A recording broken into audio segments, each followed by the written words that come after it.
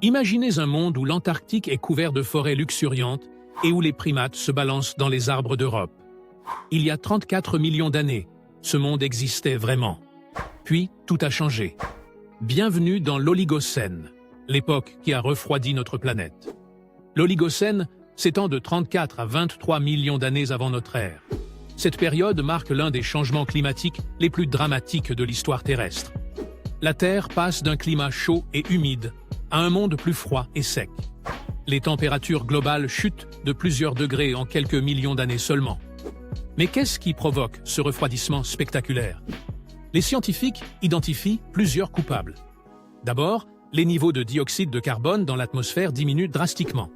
Ensuite, l'ouverture du passage de Drake entre l'Amérique du Sud et l'Antarctique change complètement la circulation océanique.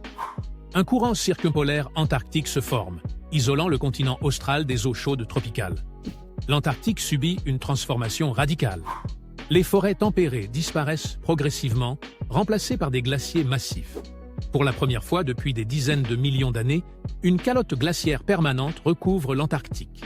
Cette glace reflète la lumière solaire, amplifiant encore le refroidissement global. Les écosystèmes terrestres connaissent des bouleversements majeurs.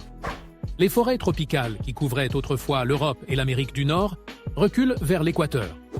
Les prairies et les savanes se développent pour la première fois. Ce changement de végétation transforme complètement la faune. Les mammifères archaïques de l'Éocène s'éteignent en masse. Les créodontes, ces prédateurs primitifs, disparaissent. Les anciens ongulés cèdent la place à des formes plus modernes. Les chevaux, les rhinocéros et les chameaux évoluent rapidement, s'adaptant aux nouvelles prairies. Leurs dents deviennent plus résistantes pour broyer l'herbe abrasive. Les primates européens et nord-américains ne survivent pas au refroidissement. Ils se réfugient en Afrique et en Asie tropicale. C'est là qu'ils continueront leur évolution vers les grands singes et éventuellement vers nous. Dans les océans, les eaux se refroidissent et s'enrichissent en nutriments. Les baleines modernes apparaissent et diversifient. Certaines développent les fanons pour filtrer le krill abondant des eaux froides. Les scientifiques étudient l'Oligocène en analysant les carottes de glace, les sédiments marins et les fossiles.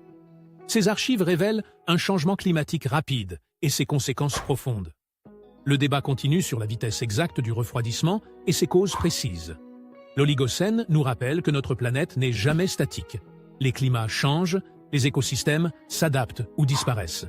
La vie trouve toujours un chemin, mais pas sans perte. Aujourd'hui, alors que notre climat change à nouveau, l'Oligocène nous offre une fenêtre fascinante sur la résilience et la fragilité de la vie sur Terre.